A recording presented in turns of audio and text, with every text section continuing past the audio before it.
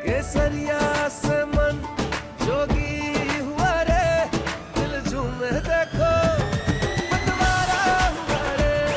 केसरिया से मन जोगी हुआ। हर पल मनाओ केसरी त्योहार। विमल, बोलो जुबान केसरी।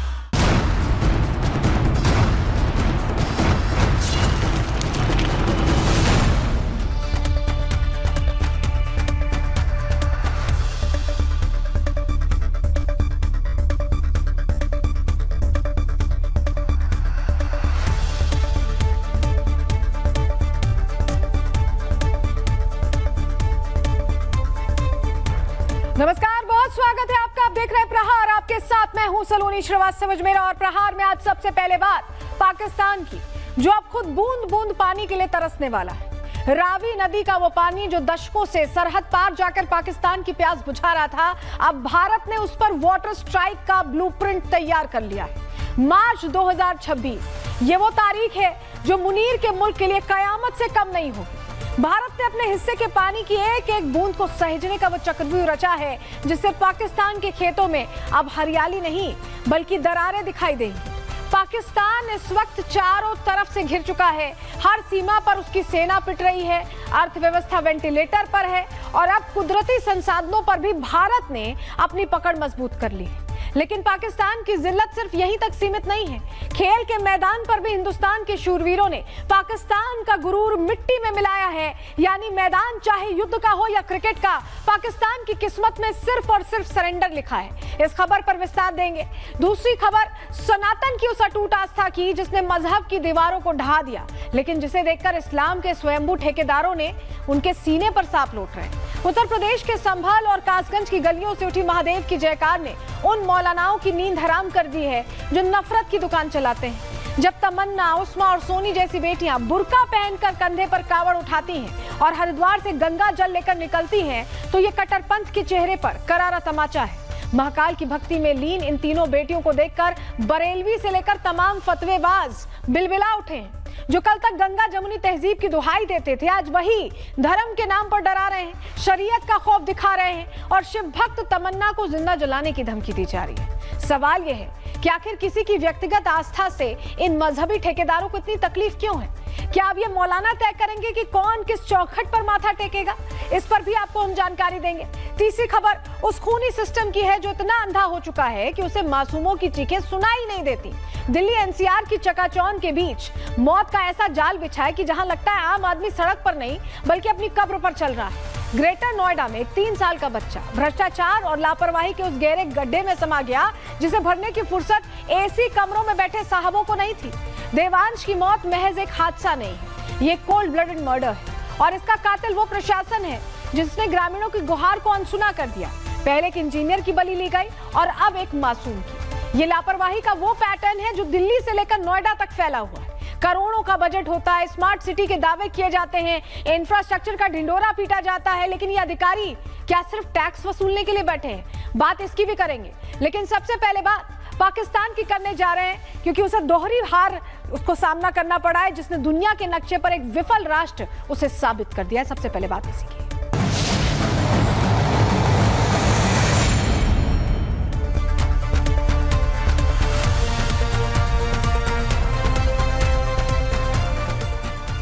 तो चलिए प्रहार की शुरुआत करेंगे आज की सबसे बड़ी खबर के साथ। ये खबर बड़ी क्यों है आपको समझाएंगे, क्योंकि देखिए क्रिकेट के मैदान पर हमने पाकिस्तान को करारी हार दिया, वहीं सुखाड़ प्लान भी एक्टिव हो गया है। क्या है ये प्लान, आपको डिटेल में बताने जा रहे हैं। आज की बड़ी खबर यही है, क्योंकि भारत ने कल कैसे पाकिस्तान का ग्राउंड पर एकदम उनके हालत खराब कर दी, हमने देखा, और अब सुखाड़ प्लान भी तैयार हो चुका है। पाकिस्तान में क्या हालात है, तस्वीर सबसे पहले आपको दिखाते हैं। देखिए पाकिस्तान में टीवी टूट रहे हैं, तोड़े जा रहे हैं। आप इस तस्वीर को देखिए, गौर से देखिएगा, और ये तस्वीरें पूरी रात इसी तरह की तस्वीरें सामने आई हैं जो बता रही है कि पाकिस्तान हार से कितना बिलबिलाया, कितना बौखलाया हुआ है। आप इस तस्वीर को देखिए, 2 तस्वीरों के जरिए पूरा सूरत हाल समझिए, क्या हालात है वहां पर।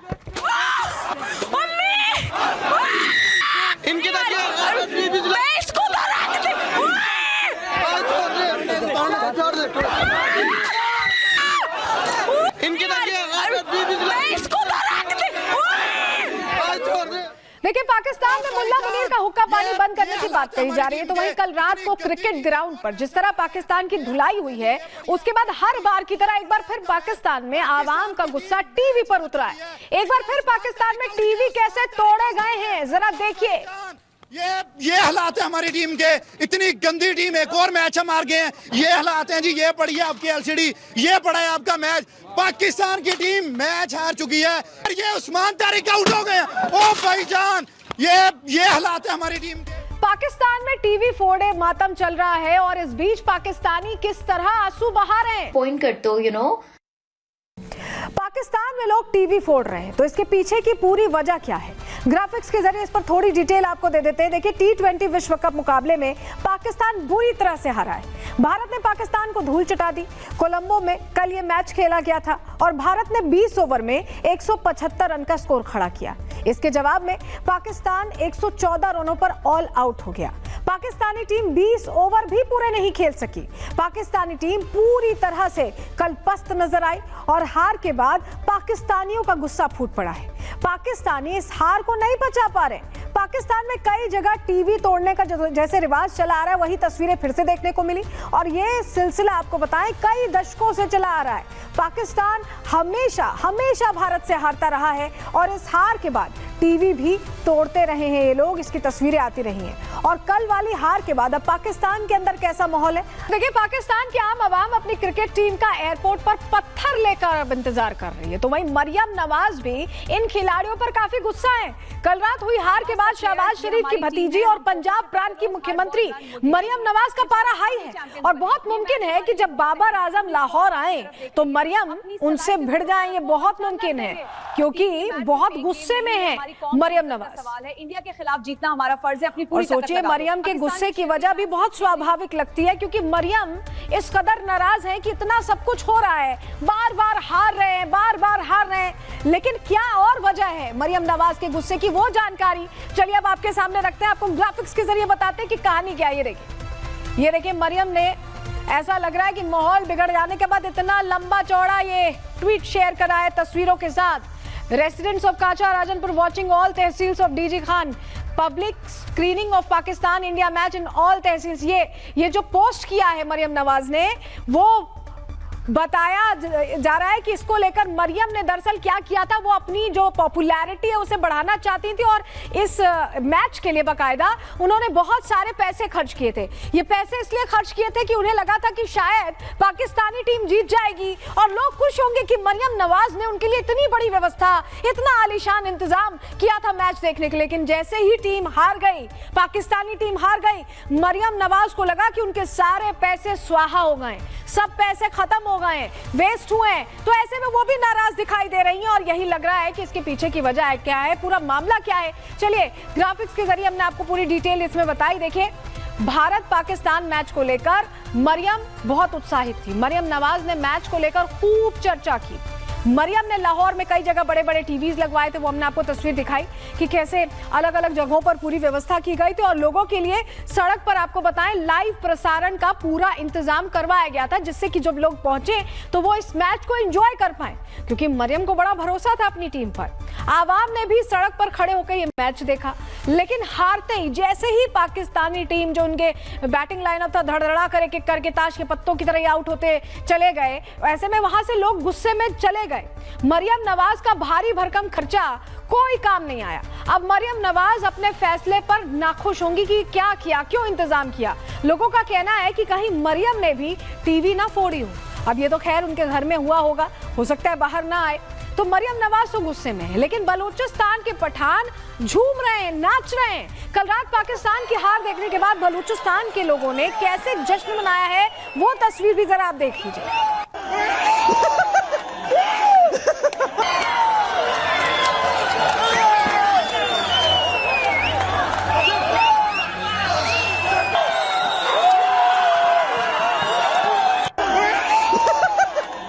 देखिए, पाकिस्तान में हालात क्या हैं आप अब समझ सकते हैं। एक तरफ कोलंबो में पाकिस्तानी क्रिकेट टीम की धुलाई चल रही है, तो वहीं पाकिस्तान के अंदर बलूचिस्तान में इस धुलाई के बाद बलोच लोग कैसे जश्न मना रहे हैं, आप जरा देखिए।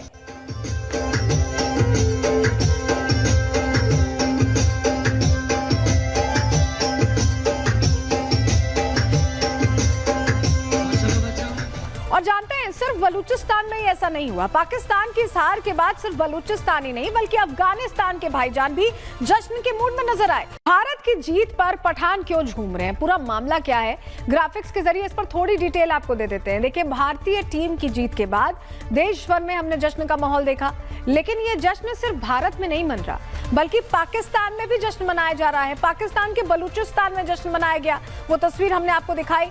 बलूचिस्तान के लोग मुनीर से आजादी की मांग कर रहे हैं और अब भारत की जीत पर जश्न भी मना रहे हैं। ये मुल्ला मुनीर के लिए दो तरफा सदमा है, दो तरफे सदमे जैसा ही है। जहां पाकिस्तान की टीम ग्राउंड पर पिट रही है, वहीं बलूचिस्तान की आवाम भी पीटने को पूरी तरह से तैयार है। बलूचिस्तान के लोग पाकिस्तान से अलग होना चाहते हैं और इसका संकेत कल रात पूरी दुनिया ने देखा है जब बलूचिस्तान ने जश्न मनाया, जब भारत की ऐतिहासिक जीत हुई। अफगानिस्तान के पठान भारत की जीत का जश्न मना रहे हैं, तो वहीं पाकिस्तान के पठान मुल्ला मुनीर से सीधी जंग का ऐलान कर रहे हैं। और इन सब के बीच अब खैबर पख्तूनख्वा के लोगों ने मुल्ला मुनीर को उनसे आजादी की मांग उठा दी है। सुनिए। लेंगे आजादी, से लेंगे आजादी, बस लेंगे आजादी, बस लेंगे आजादी, बस लेंगे आजादी, उन्हें तो नहीं हो आजादी, उन्हें तो नहीं हो आजादी, लाठी भी होगी आजादी, गोली भी होगी आजादी, जेलें भी होंगी। देखिए, इमरान खान के लिए कि सड़कों पर हुजूम भी उतर आया, उसकी भी आपको हम यहाँ तस्वीर दिखा रहे हैं और ये इस बात पाकिस्तान की आवाम भी आर पार के मूड में नजर आ रही है। पाकिस्तान का अंजाम क्या होने वाला है, आप इस तस्वीर को देखिए और समझिए जरा।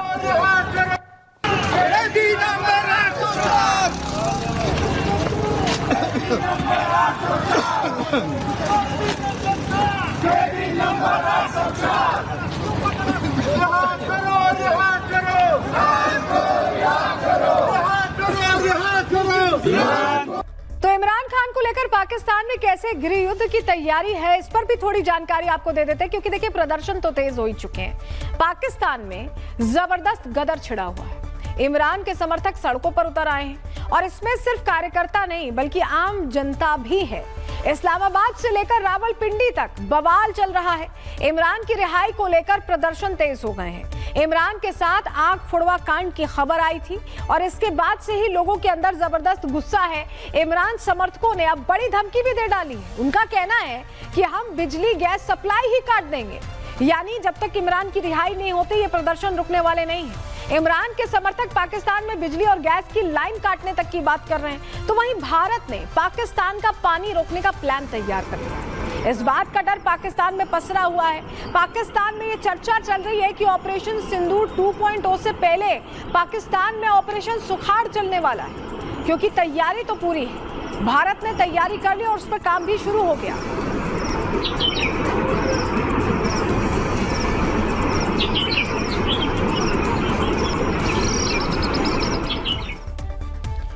तो देखिए, तैयारी भारत ने पूरी कर ली है। अब ऑपरेशन सुखाड़ जिसका हम जिक्र कर रहे हैं वो क्या है? आप सोच रहे होंगे कि सिंधु जल संधि तो पहले ही हमने खारिज कर दी, रफा दफा कर दी। अब भारत ने क्या किया? तो अब भारत ने जो किया है, चलिए उसकी जानकारी आपके सामने ग्राफिक्स के जरिए रखते हैं, आपको बताते हैं। देखिए, चिनाब नदी पर सावलकोट जल विद्युत परियोजना है, इसकी जानकारी हम आपको दे रहे हैं। और इस परियोजना को लेकर पाकिस्तान में अब हड़कंप मच गया है, चर्चा इसी की हो रही है। इससे पहले सिंधु जल समझौता भी निलंबित किया गया था, आपको याद है, अभी मैंने जिक्र भी किया।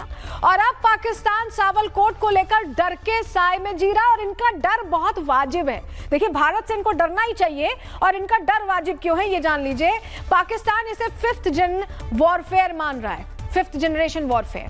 पाकिस्तान का कहना है कि भारत कुछ बड़ा करने वाला है और ये भारत का पाकिस्तान को सूखा देने का ही प्लान है। भारत का जो प्लान है सूखा देने का, उससे पाकिस्तान में डर का माहौल है, दहशत का माहौल है।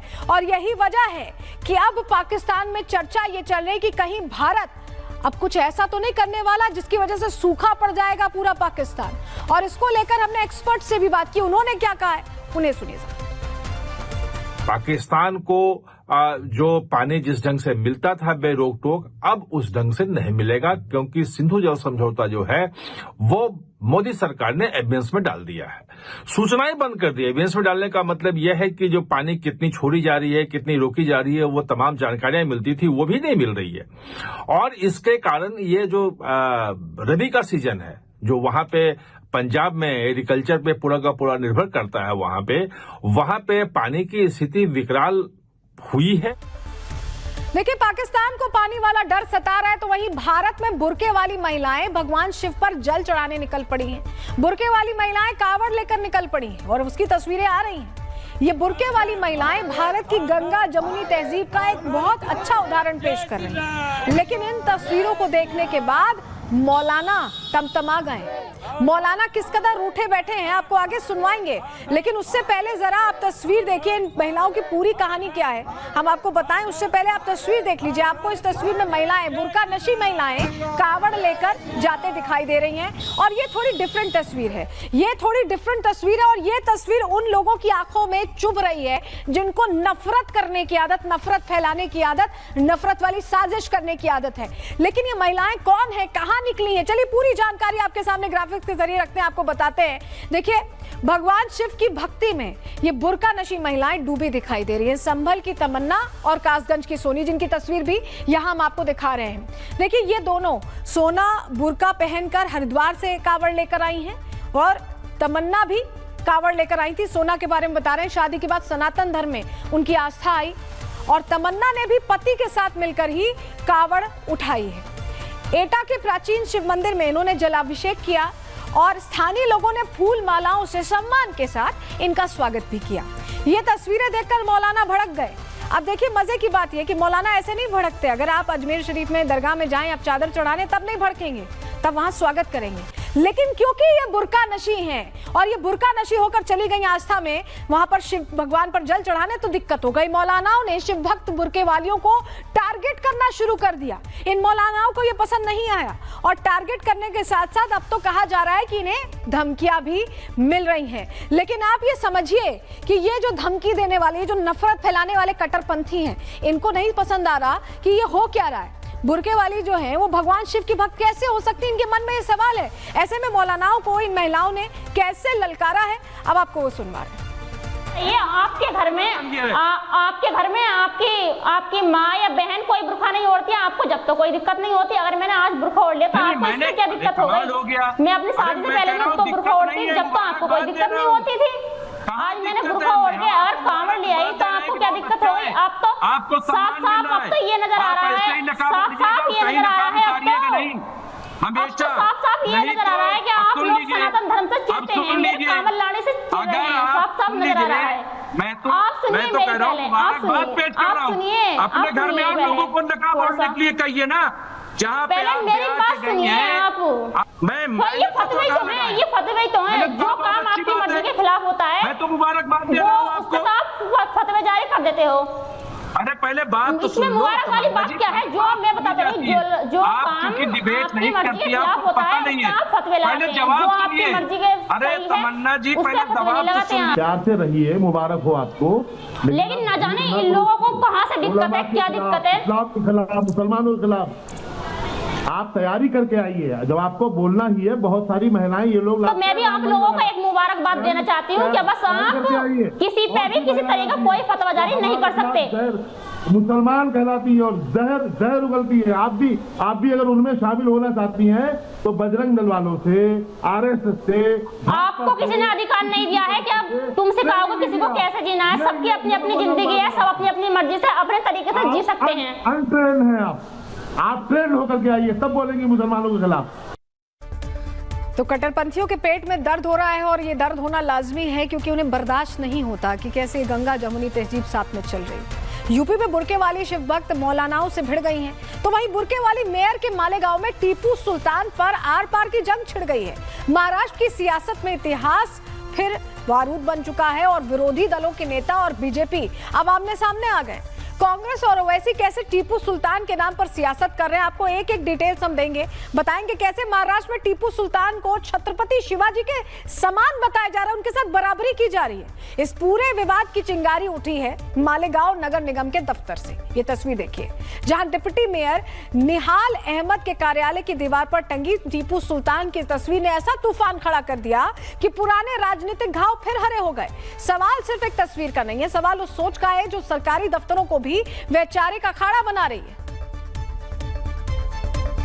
हालांकि आपको बताएं, विवाद गहराने के बाद टीपू सुल्तान की फोटो हटा ली गई उस दफ्तर से, लेकिन विवाद रुकने का नाम नहीं ले रहा। और सबसे ज्यादा चिंगारी भड़काने का काम किया है प्रदेश कांग्रेस अध्यक्ष हर्षवर्धन सपकाल ने। उन्होंने टीपू सुल्तान की तुलना छत्रपति शिवाजी महाराज से कर डाली, जिसके बाद सियासी भूचाल मच गया।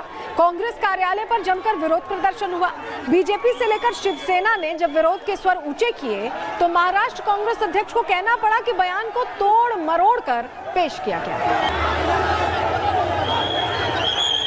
त्यांचा आदर्श घेऊन टिपू सुलतान यांनी इंग्रजांच्या विरोधात कुठेतरी लढा पुकारला होता आणि त्या अर्थानं टिपू सुलतान हे एक शौर्य गाजवणारे एक योद्धे होऊन गेले, एक भारताचे भूमिपुत्र होऊन गेले। त्यांनी कधीही कुठल्याही विषारी विखारी विचारांना त्यांनी जवळ केलं नाही, तर एक शौर्याचं लक्षण म्हणून टिपू सुलतानांना आपण शिवाजी महाराजांच्या समकक्ष बघितलं पाहिजे।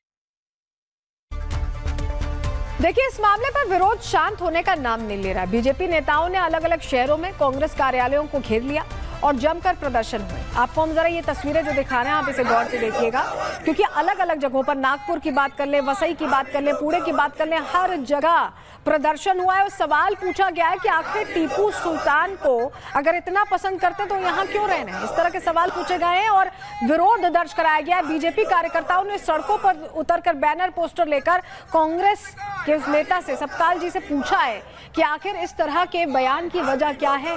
छत्रपति को लेकर इस तरह की बातें कहना, एक टीपू सुल्तान के बराबर बता देना, ये कितना सही है, ये सवाल पूछा गया।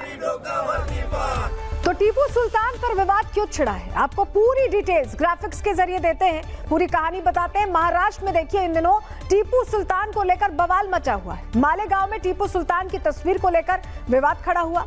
शिवसेना और बीजेपी ने इसको लेकर कड़ा विरोध जताया, जिसके बाद हिंदू संगठनों ने भी सड़कों पर मार्च निकाला है, मोर्चा खोल दिया है।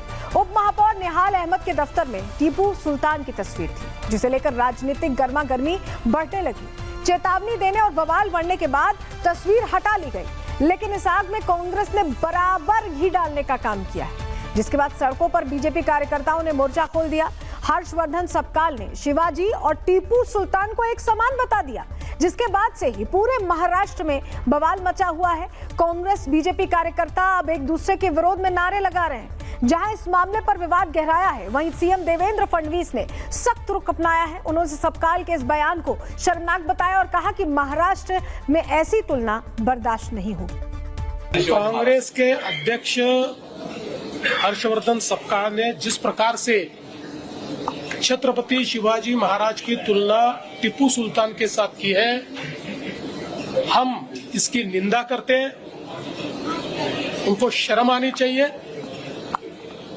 छत्रपति शिवाजी महाराज, जिन्होंने मुगलों के साथ लड़ाई करके स्वराज्य का निर्माण किया और हजारों हजारों हिंदुओं को कत्ल करने वाला टीपू सुल्तान, वो और महाराज, इनको एक समान आदर दिया जाए, इस प्रकार की बात अगर कांग्रेस पार्टी कहती है तो वोटों के लालच में ये कितने भी जूते चाटे, महाराष्ट्र और देश इसको सहन नहीं करेगा। देखिए, महाराष्ट्र में टीपू सुल्तान को लेकर राजनीतिक तापमान गर्म है, तो ओवैसी भी अपना हाथ सेकने से पीछे कैसे हट सकते हैं। बीजेपी और कांग्रेस के साथ ही एआईएमआईएम प्रमुख असदुद्दीन ओवैसी ने भी इस मुद्दे पर टिप्पणी की है। ओवैसी ने कहा है कि टीपू सुल्तान अंग्रेजों से लड़ते हुए शहीद हुए। उन्होंने अंग्रेजों को लव लेटर नहीं लिखे, जैसे वीर सावरकर ने किया था। सुनिए जरा। 99 में टीपू सुल्तान की शहादत हुई, अंग्रेजों से लड़कर टीपू की शहादत हुई। जेल में बैठकर टीपू तुम्हारे वीर की तरह 6 लव लेटर नहीं लिखा अंग्रेजों को मैं माफ कर दो, तुम जो बोले मैं करता हूं। टीपू तलवार लेकर अपने मुल्क को अंग्रेजों से आजाद कराने के लिए शहीद हो गया। लेकिन अब सवाल उठता है कि महाराष्ट्र की सियासत में ओवैसी को इतना इंटरेस्ट क्यों है। तो चलिए आपको वो भी जानकारी ग्राफिक्स के जरिए देते हैं, क्योंकि अब तो बार बार बयान आ रहे हैं ओवैसी के। देखिए, महाराष्ट्र के शहरों में बड़ी मुस्लिम आबादी है और जो AIMIM को संभावित वोट बैंक जैसी ही लगती है यह आबादी। छत्रपति संभाजी नगर में AIMIM पहले ही जीत दर्ज कर चुकी है। राज्य की सियासत में तीसरे विकल्प की जगह बनाने की इनकी तरफ से कोशिश की जा रही है ओवैसी की तरफ से, और मराठवाड़ा और विदर्भ में सामाजिक और आर्थिक मुद्दों पर पकड़ मजबूत करने में ओवैसी की पार्टी लगी हुई है। कांग्रेस NCP के कमजोर पड़ने से राजनीतिक जगह खाली हुई है और उस जगह को भरने का एजेंडा लिए ओवैसी अब लगातार महाराष्ट्र को लेकर बयानबाजी भी कर रहे हैं, एक्टिव भी दिखाई दे रहे हैं। स्थानीय निकाय और विधानसभा चुनावों में संगठन विस्तार उनकी तरफ से किया गया। अभी हमने देखा ही कि कैसे BMC चुनावों में कुछ जगहों पर जीत हुई, शक्ति प्रदर्शन भी उसका किया गया। हिंदुत्व बनाम सेक्युलर राजनीति में अपनी भूमिका मजबूत करना चाहते हैं ओवैसी। राष्ट्रीय स्तर पर पार्टी का प्रभाव भी बढ़ाने की उनकी रणनीति है, जिसके तहत वो महाराष्ट्र में एक्टिव हुए। आपको याद होगा उत्तर प्रदेश में भी एक्टिव होने की बात उनकी तरफ से की गई है, उनके छोटे भाई की तरफ से। वहीं इस पूरे मामले पर बीजेपी शिवसेना नेताओं का कहना है कि कांग्रेस को पूरे देश से अब माफी मांगनी चाहिए। छत्रपति शिवाजी महाराज की तुलना किसी के साथ नहीं की जा सकती। सुनिए। महाराष्ट्र के कांग्रेस के अध्यक्ष का दिमाग खराब हो चुका है, वो पागल हो चुके हैं और महाराष्ट्र कांग्रेस और कांग्रेस पार्टी वोट बैंक की नीति में सबसे नीचे के स्तर पे आ चुकी है। मालेगांव की डिप्टी मेयर ने हिंदू हेटर टिप्पू सुल्तान का फोटो रखा है। उन्होंने कभी नहीं सोचा कि छत्रपति शिवाजी महाराज का रखना या महात्मा गांधी या बाबा साहेब आम्बेडकर, ये है हमारे रियल हीरोज। आपको माफी मांगनी चाहिए पूरे देश को। छत्रपति शिवाजी महाराज के साथ किसी की कंपैरिजन नहीं हो सकती। देखिए, जहां बीजेपी शिवसेना कांग्रेस से माफी की मांग कर रही है, वहीं विरोध प्रदर्शन कर रही है और मुंबई में कांग्रेस दफ्तर की सुरक्षा ऐसे में बढ़ा दी गई है। बड़ी संख्या में पुलिस बल की तैनाती की गई है। हालात ऐसे हैं कि वहां पर जमकर राजनीति का दौर देखने को मिल रहा है। मुंबई में कांग्रेस दफ्तर पर कैसे सुरक्षा बढ़ाई गई है उसकी तस्वीर यहां हम आपको दिखा रहे हैं, क्योंकि बहुत नाराजगी है लोगों में। जिस तरह की बयानबाजी हुई है, छत्रपति शिवाजी महाराज को लोग वहां एक तरह से बहुत बड़े ओहदे पर समझते हैं, उनको उसी तरह से उनकी इज्जत करते हैं और उनकी तुलना किसी से भी कर देने से बहुत ज्यादा नाराजगी है। टीपू सुल्तान को लेकर कैसे संग्राम अब मचा हुआ है मुंबई में, महाराष्ट्र में, रिपोर्ट के जरिए आपको बता रहे हैं।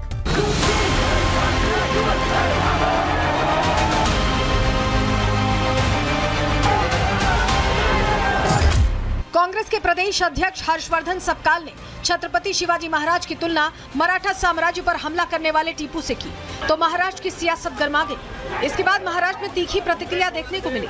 जगह जगह बीजेपी कार्यकर्ताओं ने कांग्रेस भवन पर विरोध प्रदर्शन किया। तो इस मामले को लेकर हर्षवर्धन सपकाल के खिलाफ पुणे पुलिस ने केस दर्ज किया। बीजेपी नेता धीरज घाटे ने थाने में शिकायत दर्ज कराई। आरोप लगाया कि सपकाल के बयान भड़काऊ हैं, इससे धार्मिक भावनाओं को ठेस पहुंच रही है। सपकाल के बयान से हिंदुओं की भावनाएं आहत हुई हैं और इससे सांप्रदायिक सौहार्द बिगड़ सकता है। कई हिंदू शिवाजी महाराज को ईश्वर के समान मानते हैं। इस तरह की तुलना उनकी आस्था को ठेस पहुंचाती है। पुलिस ने सपकाल के खिलाफ कई धाराओं में केस दर्ज किया। 192, 196(1), 196(2), 352 और 356(2) के तहत मामला दर्ज किया गया। पुलिस का कहना है कि इस पूरे मामले की जांच जारी है, लेकिन विवाद भी भारी है। रविवार को पुणे में विपक्षी दल के कार्यालय के पास बीजेपी के प्रदर्शन के दौरान दोनों दलों के कार्यकर्ताओं ने एक दूसरे पर पथराव किया, जिसके बाद बवाल और बढ़ गया। ये घोषणा की गई कि जो भी सपकाल की जीप काटेगा उसे 10 लाख रुपए का इनाम दिया जाएगा। धामाची जीप कापणारास अहिल्यानगर भारतीय जनता पार्टी 10 लाख रुपए दिन। इस मामले में कांग्रेस नेताओं का भी बयान सामने आया है। कांग्रेस नेता उदित राज कह रहे हैं कि टीपू सुल्तान बहुत महान थे, उन्होंने बहुत महान काम किए हैं। जो दलित, आदिवासी और पिछड़ों से जो नफरत करने वाले लोग थे इतिहास में, उनको प्रमोट करेंगे। चाहे सावरकर हो, चाहे गोलवलकर हो, टीपू सुल्तान ने महान काम किया था। तो कांग्रेस अपने बयानों पर अडिग है और इसी के खिलाफ महाराष्ट्र में भारी आक्रोश है। तस्वीरें देखकर ऐसा लग रहा है कि ये चिंगारी अब बुझने वाली नहीं है। महाराष्ट्र की अस्मिता से जुड़ी इस जंग ने कांग्रेस के लिए नई मुश्किलें खड़ी कर दी। Bureau report, republic Bharat. और चलिए बात ग्रेटर नोएडा की करेंगे, जहां पर सिस्टम की लापरवाही की वजह से सड़कों पर जगह जगह मौत का जाल बिछा हुआ है। इंजीनियर युवराज की दलदल में मौत का जख्म अभी भरा भी नहीं था कि एक और चिराग बुझ गया है। निर्माण कार्य के नाम पर छोड़े गए ये खुले अड्डे अब नोएडा के निवासियों के लिए डेथ ट्रैप बन चुके हैं। फिर से एक मामला सामने आ गया है। अभी युवराज का मामला कुछ ही दिन पहले सामने आया था और अब ये छोटा सा बच्चा, ये तस्वीर देवांश की है। ये 3 साल का था, महज 3 साल का, जो लापरवाही के गड्ढे में गिर गया और उसकी मौत हो गई। दनकौर के दलेलगढ़ गांव में यह दर्दनाक हादसा हुआ है, जहां खेलते खेलते ये 3 साल का बच्चा पानी से भरे गड्ढे में गिरता है और इस घटना ने एक बार फिर सिस्टम की पोल खोल कर रख दी है। चौंकने की बात यहां पर यह है कि यहां पर शिकायत कई बार की गई। शिकायत पर मौके का निरीक्षण करने के बाद भी प्रशासन ने कोई गंभीरता नहीं दिखाई। यानी शिकायत की गई, निरीक्षण किया गया, उसके बाद भी सीरियसली नहीं लिया गया और ये गड्ढा जस का तस पड़ा रहा। ग्रामीणों ने बताया कि करीब 6 साल पहले इस जमीन पर गड्ढा हुआ था। 6 साल पहले। आप सोच लीजिए कि सिस्टम कैसे काम कर रहा है। तब से लाख शिकायतें हुई पर कोई एक्शन नहीं लिया गया। कहते रहे, कोई किसी ने सुना ही नहीं। अब इस पूरी खबर पर एक घटना हुई कैसे है, क्या कुछ पूरी जानकारी है, चलिए आपको ग्राफिक्स के जरिए हम जरा बताते हैं। दरअसल सिस्टम की लापरवाही देवांश की मौत की वजह बन गई। ग्रामीणों ने प्रशासन पर गंभीर आरोप लगाए हैं। 6 साल पहले इस जमीन पर गड्ढा हुआ था और सालों पहले वहां से मिट्टी निकाली गई थी। बारिश की वजह से इस जगह पर पानी भर गया, यानी जो गड्ढा हुआ था वहां पर पानी भर गया और करीब 15 से 20 फीट गहरा गड्ढा था ये। तो आप समझ जाइए कि पानी कितना भरा होगा। लाख शिकायतों के बाद भी गड्ढे को ढका नहीं गया। वहां पर कोई बैरिकेडिंग नहीं लगाई गई, कोई रिफ्लेक्टर नहीं लगा, कुछ नहीं किया गया, उसे कवर भी नहीं किया गया। ना तो वहां पर दोबारा मिट्टी भरवाई गई। निरीक्षण में आए अधिकारी अपनी जिम्मेदारी से मुकर रहे हैं। वो निरीक्षण करने पहुंचे और कह रहे हैं कि यह भूमि ग्रेटर नोएडा प्राधिकरण और जिला प्रशासन की। ये कह दिया गया। यानी अब एक दूसरे को लेकर आप आरोप प्रत्यारोप करते रहो, लेकिन 3 साल के बच्चे की जान चली गई। इस घटना के बाद से परिवार में मातम छा गया है। ग्रामीण सिस्टम पर सवाल उठा रहे हैं और बेटे को खोने के बाद पिता बेबस दिखाई दे रहे हैं। यहाँ पर हवन हो रहा था, वो हवन पे साथ था और मतलब जब वो देखा कि बच्चा नहीं है तो हमने हवन छोड़ के बच्चे को ढूंढना किया। जब ढूंढना किया कि इधर भी ढूंढा, ऐसे लगा कि पहले न्यूज दिल्ली में जैसे चल रहा है कि बच्चे उठाए, तो ऐसा तो नहीं कोई भीड़ में बच्चे को ले गए उठा के। हमने इधर भी ढूंढा, फिर पता लगा कि एक अभी कुछ दिन पहले 4 फरवरी को एक लड़की 3 वर्ष की 1.5 वर्ष की खत्म हो गई थी। हमने ऐसा लगा कि बच्चा खेलते हुए कभी इधर आ गो। हमने ये हटा के देखा तो बच्चा उधर मिला हमें। ये पता नहीं पड़ी कद में लिखा लड़का। हाँ, यहाँ ननिहाल है उसका। हाँ, वो मतलब गोदी में ही हो, गोदी में से मतलब उतर गो और ये पता नहीं पड़ी कद में वो लिकड़ गो। अच्छा। हाँ जी। देखिए, अब इसे प्रशासन की लापरवाही कहें या ढीला रवैया। दिल्ली एनसीआर में ऐसे गड्ढे लगातार मौत का कारण बने हुए हैं। इससे पहले 16 जनवरी को नोएडा में इंजीनियर युवराज की कार के गड्ढे में जा गिरी थी और उसकी दर्दनाक मौत हुई थी। वो खबर हमने प्रहार में आपको दिखाई थी। महज 20 दिन के बाद ही दिल्ली में जल बोर्ड के एक गड्ढे में बैंक कर्मी कमल की बाइक गिर गई और इनकी भी मौत हो गई। अब ग्रेटर नोएडा में 3 साल का ये मासूम बच्चा पानी से भरे गहरे गड्ढे में गिर गया और मां की गोद सूनी हो गई। आखिर इन मौतों का जिम्मेदार कौन है? ये 3 घटनाएं हैं जो रिपोर्ट हुई हैं। हो सकता है इससे ज्यादा इसकी संख्या हो, क्योंकि आपको याद होगा जब 150 सेक्टर में युवराज की मौत हुई थी तो पता चला था एक ट्रक भी उसमें गई थी, लेकिन वो बच गई थी। तो ये बार बार जो घटनाएं हो रही हैं, इसके बावजूद जो प्रशासन ने ये कहे कि जो प्राधिकरण है उनकी आंखें नहीं खुल रही हैं। जिस जगह पर मासूम देवांश की मौत हुई वहां के ताजा हालात क्या है, उसी से जुड़ी हमारे सहयोगी की रिपोर्ट आपको दिखा रहे हैं। अब ग्रेटर नोएडा के दलेलगढ़ गांव में एक 3 साल के बच्चे की जान चली गई एक गड्ढे में डूबकर। हम उसी गांव में मौजूद हैं, उसी जगह पर ये मंदिर है। यहाँ पर भंडारे का आयोजन हो रहा था महाशिवरात्रि और ये मंदिर है। इस तरफ मंदिर से रास्ता अगर जाता है तो ये गड्ढा जो आप देख रहे हैं ठीक इसके पीछे, इन सीढ़ियों से अभिषेक इन सीढ़ियों को दिखाई पहले।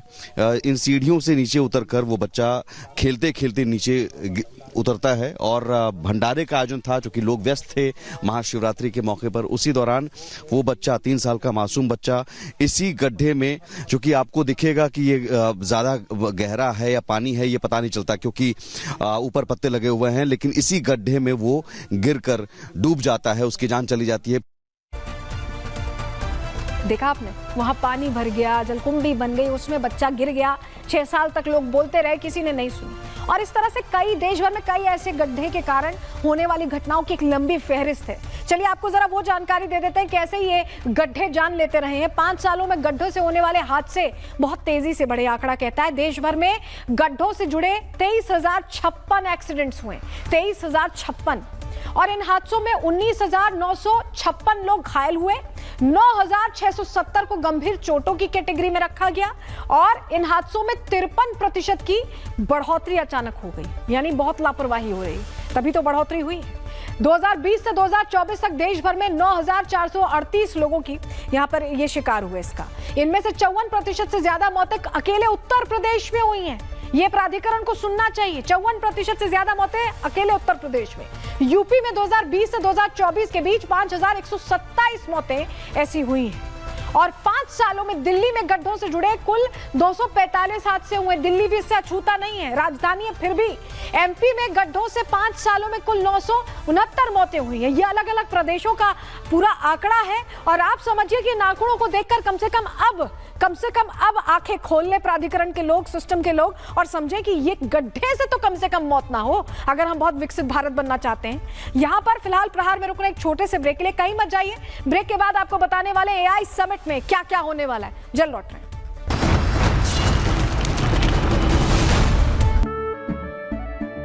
केसरिया से मन जोगी हुआ रे, दिल झूमे देखो मतवारा हुआ रे, केसरिया से मन जोगी हुआ। हर पल मनाओ केसरी त्योहार।